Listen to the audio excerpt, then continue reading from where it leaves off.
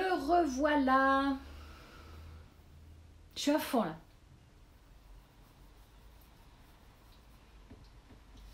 Je suis à fond, je suis à fond.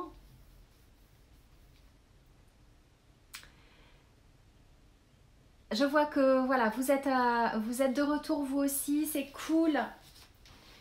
Je vous laisse revenir tranquillement.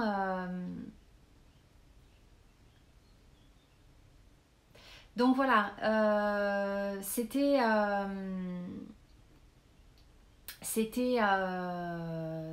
voilà les questions qu'on m'a posées sur Marie-Madeleine et auxquelles voilà, j'avais envie de répondre. Oui, on m'a parlé aussi. Ah, il y a un truc dont j'ai pas parlé. Et puis si vous avez des questions, n'hésitez pas à me les mettre en commentaire. On m'a demandé aussi quels étaient les archétypes en lien avec Marie-Madeleine. Alors, je l'ai un peu évoqué tout à l'heure, mais le principal archétype en fait dont elle est porteuse et dans lequel je me reconnais beaucoup et dans lequel je me débat parfois encore à l'heure actuelle, c'est celui de la prostituée sacrée. C'est celui de la prostituée sacrée dont je vous ai parlé, ces femmes voilà, qui dans les temples s'unissaient à des hommes, etc., pour réactualiser le lien avec le divin. Ce sont des femmes qui étaient vraiment au service du divin et qui du coup ne vivaient pas de relations épanouissantes pour elles-mêmes. Elles étaient complètement traversées par ces énergies-là. Et d'une certaine manière, il y avait un truc un peu de sacrifice en fait sur leur propre capacité, leur propre vie de femme. Et à côté de ça, il y a aussi le fait que la prostituée sacrée, elle porte en elle vraiment le féminin bafoué. C'est la répudiée, c'est la salope, c'est la pute, c'est la garce, c'est la tentatrice, c'est la femme diabolique, c'est la Lilith. En fait, hein, c'est vraiment tout ça. Donc c'est très très très lourd à porter aussi dans la psyché des femmes et en tout cas au niveau de l'inconscient collectif. Ce sont vraiment des archétypes avec lesquels nous en tant que femmes on a vraiment encore besoin de se dépatouiller et de nettoyer parce que encore aujourd'hui être une femme qui assume pleinement sa puissance sexuelle et qui le vit, qui le transpire, qui le diffuse, ça amène quand même des choses compliquées en termes de regard des autres, de la manière dont on peut être considéré. Oui, clairement comme une fille facile, comme une salope, comme voilà, une femme de petite vertu. N'est-ce pas ? Est-ce que les prostituées sacrées existent encore dans notre société ? Je sais pas. En tout cas, ce que je sais, c'est que l'archétype est très présent chez certaines femmes, dont je fais partie. Parce que y a quelque chose chez ces femmes qui associe profondément l'amour et la sexualité au divin. Et ce sont des femmes qui vont chercher, enfin c'est toute l'histoire de ma vie, hein, mais qui vont chercher chez leur partenaire une porte d'accès, et dans la relation intime, une porte d'accès vers le divin. Et tant qu'elles ne connectent pas ça, elles sont dans des processus extrêmement douloureux, relationnels et amoureux extrêmement douloureux. Où elles vont se retrouver dans des triangulaires, lever la main, celles qui sont concernées, avec des hommes mariés, avec voilà, dans des situations où elles vont toujours, ou avec des hommes qui clairement vont tenter de maîtriser, de dominer leur shakti, leur puissance sexuelle, parce qu'ils vont en avoir peur. Parce qu'ils ne vont pas être capables de la contenir. Mais de la contenir dans le bon sens du terme, c'est-à-dire de l'accueillir.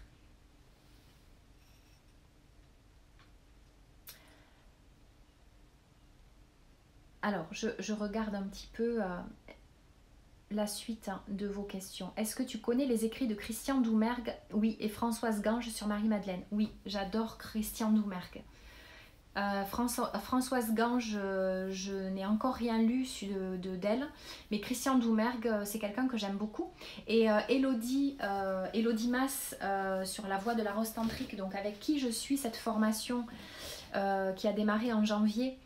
Donc c'est une formation de prêtresse thérapeute de Marie-Madeleine qui va durer 14 mois. Ça a commencé pour nous en janvier. Elodie connaît très bien Christian parce que c'est vraiment un spécialiste de Rennes-le-Château et elle a appris beaucoup de choses auprès de lui qu'elle nous retransmet régulièrement, donc c'est vraiment quelqu'un que j'aime beaucoup. Ça devient plus une notion de sexualité sacrée et de connexion à la source. Voilà. C'est magnifique ce que tu dis. Merci beaucoup. Je ne sais pas ce que j'ai dit, mais si tu le dis, je te crois. Oui, cette puissance leur fait peur. Et il y a pas beaucoup... Alors, c'est pas qu'il n'y a pas beaucoup d'hommes. Mais en fait, une Madeleine, moi ce que j'appelle une Madeleine, c'est une femme qui est porteuse de ces codes-là. C'est-à-dire une femme qui est une amoureuse passionnée, une amoureuse dans tous les sens du terme. Une femme qui aime la vie, une femme qui aime les hommes, une femme qui aime l'amour en tout cas. Une femme charnelle, une femme sensuelle, voilà, comme dirait Micheline. Et ces femmes donc, qui sont porteuses des codes de la Madeleine, ce sont des femmes qui font vraiment peur aux hommes et qui souvent vont croiser sur leur chemin des hommes qui soit vont pas être entre guillemets à la hauteur parce que eux-mêmes n'ont pas contacté leur masculin sacré, leur Yeshua intérieur, donc ils sont dépassés en fait, ils sont complètement submergés par ils sont complètement dépassés par ce feu-là et du coup voilà, ça crée beaucoup de frustration et beaucoup d'incompréhension dans les relations pour ces femmes-là. Et à contrario, elles vont aussi croiser des hommes qui sentent cette puissance-là et qui sont attirés par ces femmes-là comme les mouches sur un pot de miel ou des abeilles sur un pot de miel et qui vont clairement venir les pomper à la source, sans image grivoise. Mais ça peut, parce que ce sont aussi des hommes qui, par le biais de la sexualité, vont venir littéralement se nourrir de ces femmes-là et de la puissance de leur Shakti, c'est-à-dire de leur feu sexuel. Personnellement, j'ai eu à vivre 2 relations, une à distance et une concrète, avec deux hommes qui clairement inconsciemment ont été attirés par cette puissance féminine, par ce feu sexuel dont j'étais porteuse et dont j'étais absolument pas consciente. Enfin, pour une des deux, si je commençais vraiment à la connecter consciemment. Et du coup, je me suis faite complètement vampiriser par le biais de la sexualité. Et on peut se retrouver dans des situations où clairement, après un rapport sexuel, après une relation, on est complètement vidé, aspiré de son énergie. Et ça m'est arrivé il y a quelques années. Ça a été une expérience extrêmement enseignante. Ça m'a appris beaucoup. Ça m'a appris notamment à préserver mon Graal, c'est-à-dire à ne pas faire rentrer n'importe qui dans ma vie, bien évidemment, mais encore moins dans mon lit. Parce que voilà, quand on émane ça, quand on porte ça, il y a des hommes qui clairement, c'est comme si vous mettiez une enseigne lumineuse, ça clignote et ils se jettent sur vous comme des prédateurs, mais sans en être forcément conscient. C'est une vraie nourriture.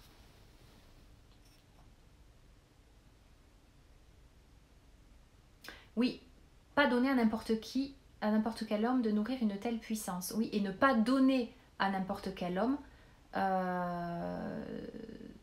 la possibilité de venir s'abreuver à cette source-là. Parce que c'est à proprement parler un élixir de vie. Donc l'archétype de la prostituée sacrée, c'est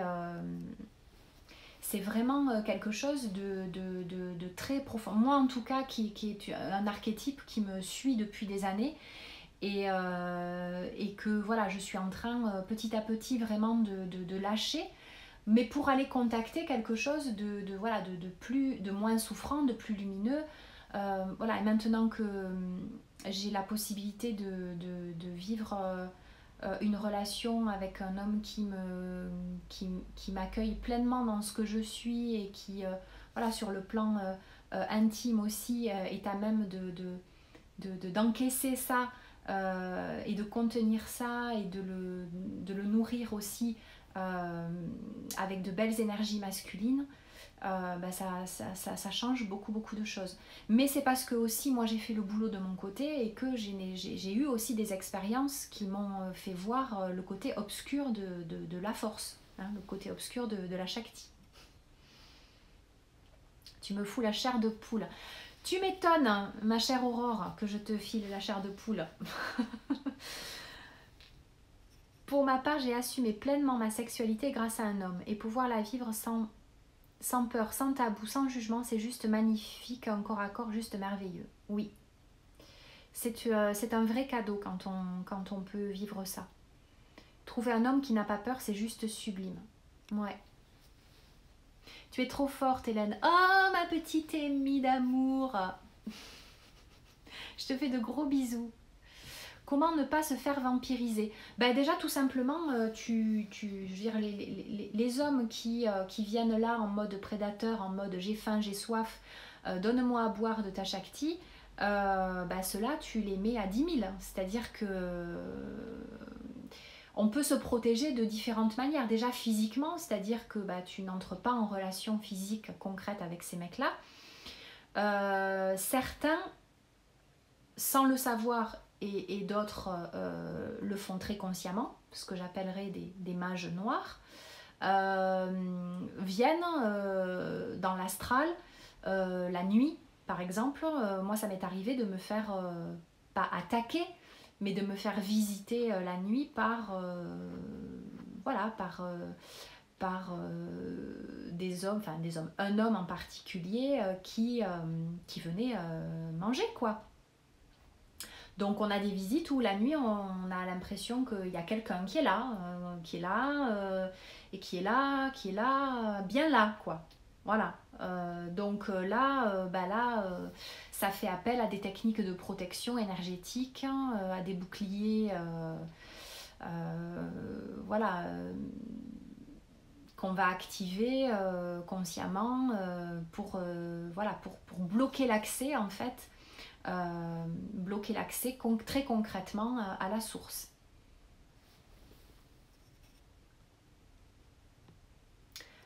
Plusieurs fois j'ai dit je me sens vidée, esselée et je pleurais après chaque rapport sexuel, je n'avais jamais fait le lien. Alors là, ça Élise, c'est typique d'une relation sexuelle où l'autre est venu se nourrir.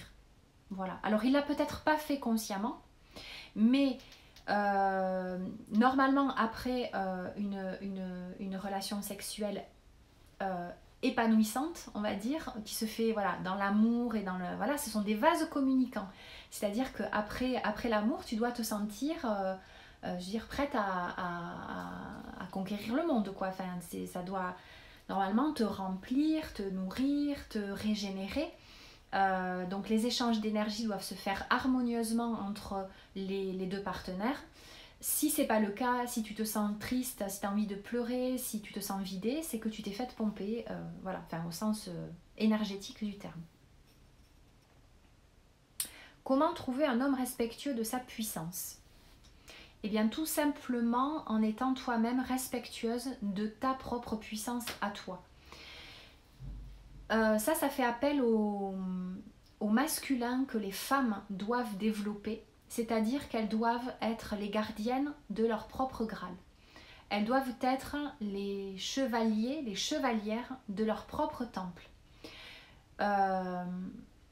ça demande d'avoir conscience et de reconnaître à l'intérieur de soi que nous sommes des femmes puissantes, que nous sommes puissantes parce que nous sommes des femmes et que nous sommes porteuses d'énergie nourricière. Donc, à partir du moment où tu reconnais ça à l'intérieur de toi, tu vas prendre conscience que c'est un bien précieux, que c'est un trésor, que c'est quelque chose qui doit être protégé. Donc tu vas être plus à même de vibrer, déjà de prendre soin de tes propres énergies, de prendre soin de ton utérus, de ton intégrité physique, corporelle, émotionnelle, psychique, énergétique. Et du coup, tu seras moins la proie de certains prédateurs, conscients ou inconscients, qui vont vouloir venir se nourrir à ta source.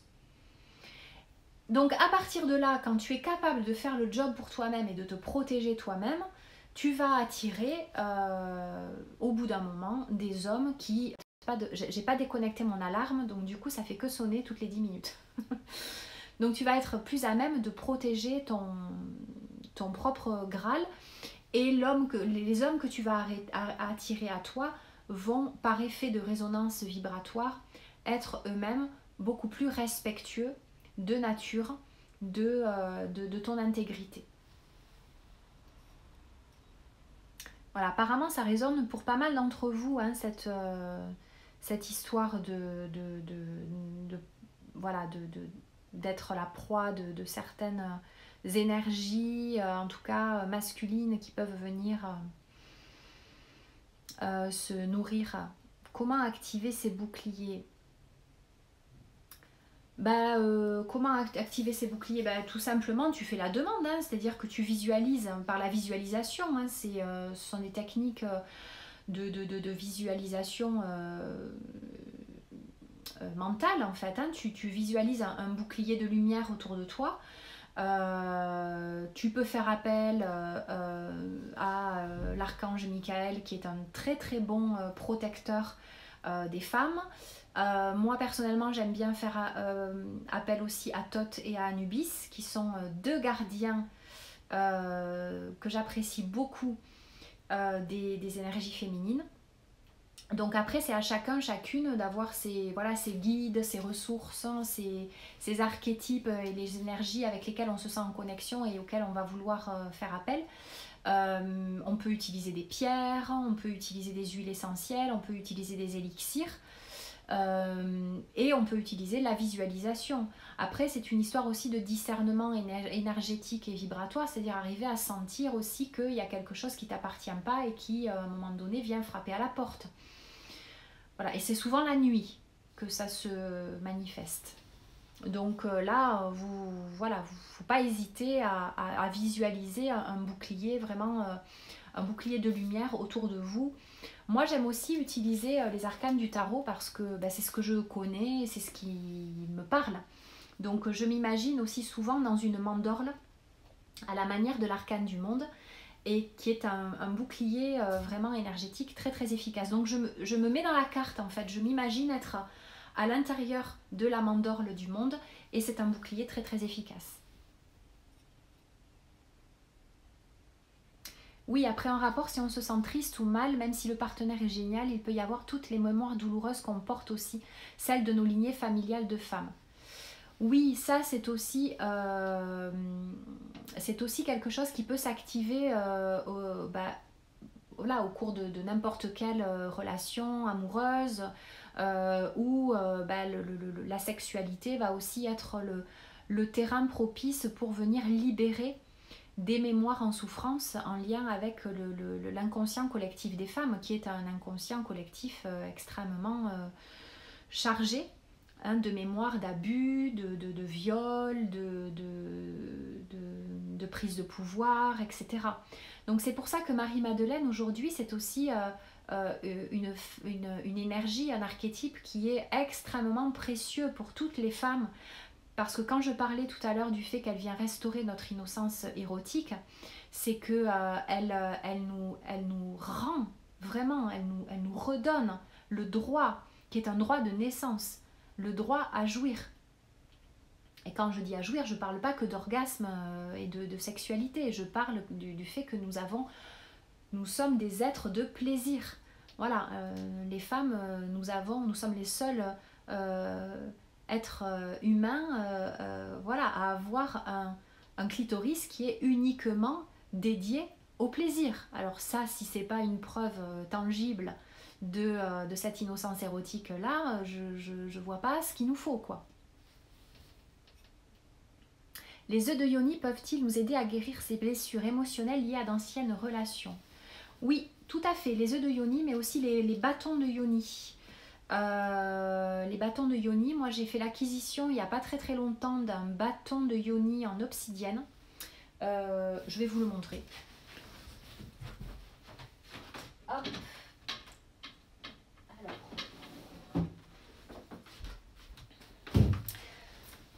Les bâtons de yoni aussi. Alors les œufs c'est bien, mais le problème avec les œufs c'est que en tant que femme on n'a pas la maîtrise en fait de... Quand on insère un œuf dans son vagin, ça peut faire peur à beaucoup de femmes parce que là tout d'un coup le machin, voilà, on n'a pas la main, on ne peut pas le mettre et l'enlever voilà, aussi facilement. Et en tout cas pour tout ce qui est lié aux mémoires de viol, aux peurs de la pénétration, je trouve que les bâtons de yoni sont beaucoup plus adaptés. Parce qu'au moins vous avez la main, vous avez la possibilité d'agir en fait sur l'intensité, la profondeur de la pénétration et tout ça. Donc voilà, ça se présente comme ça. C'est un bâton de yoni donc en obsidienne. Et l'obsidienne est une pierre qui est très utile justement pour la libération des mémoires en souffrance, des traumas liés à la pénétration, voilà, toutes ces choses-là. Donc c'est vraiment un outil d'exploration qui est très intéressant et je vous recommande, donc c'est la boutique de mon amie avec qui je fais la formation de la rose tantrique, Laura Parisio. Elle a une boutique en ligne sur Instagram, vous trouverez son profil, ça s'appelle Cristaux Intime, voilà. Et elle a des produits, voilà, moi c'est chez elle que j'ai acheté mon bâton d'obsidienne. Et elle a des produits de très grande qualité vibratoire. Donc je vous recommande vraiment d'aller voir chez Laura, Cristaux Intimes, ils sont super. Donc évidemment les fausses couches, les avortements et tout ça, voilà. Anubis, c'est un parfum sacré coquinou. Oui, il est très chaud Anubis hein, aussi, voilà. Cette agression astrale est-elle émise consciemment ou inconsciemment? Oh, QQ darling! QQ ma darling love! Je te fais plein de bisous. J'ai fait des petits hommages à Micheline. Cette agression astrale est-elle émise consciemment ou inconsciemment? La plupart du temps, elle est inconsciente. Mais j'ai eu affaire à quelqu'un... J'ai très peu de doutes que, voilà, que c'était inconscient. Je pense que c'est quelqu'un qui sait très bien projeter sa conscience aussi de cette manière-là. Mais c'est assez rare. C'est assez rare. Généralement, c'est très inconscient. Généralement, c'est très inconscient. Tu arrives au bon moment, darling. Mais oui, tu as vu, j'ai montré mon bâton de yoni. Iris est appelée par l'engin, toujours. Je veux dire, celle-là, dès qu'il s'agit de calice, de tout ça, quoi, je veux dire. Oui, c'est une pierre très forte, l'obsidienne. Mais voilà, je suis en pleine découverte avec mon bâton d'obsidienne. On s'apprivoise tous les deux. J'ai eu une bonne prise en main, si je peux dire. On s'entend bien, lui et moi. Voilà, on a fait connaissance et voilà, c'est vraiment un outil d'exploration que j'apprécie beaucoup. Et voilà, au-delà après de tout ce qu'il peut venir guérir, libérer, etc.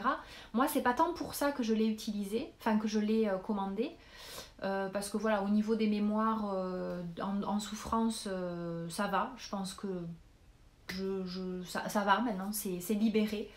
Mais j'avais vraiment envie de passer à un stade d'exploration différent.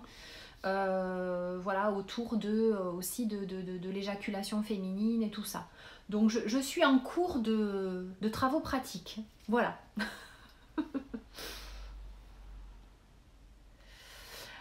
Alors je ne sais pas si vous avez d'autres questions au sujet de Marie-Madeleine, au sujet de, voilà, de tout ce dont j'ai pu parler.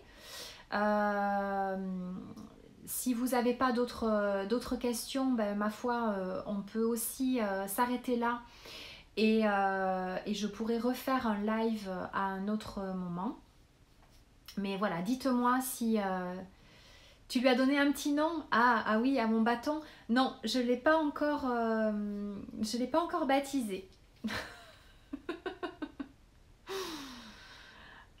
À propos de sa fille, à propos de la fille de Marie-Madeleine, de Sarah, j'ai pas grand chose à dire à propos de Sarah. Pas grand chose à dire, si ce n'est qu'elle est très très liée aux Saintes Maries de la Mer.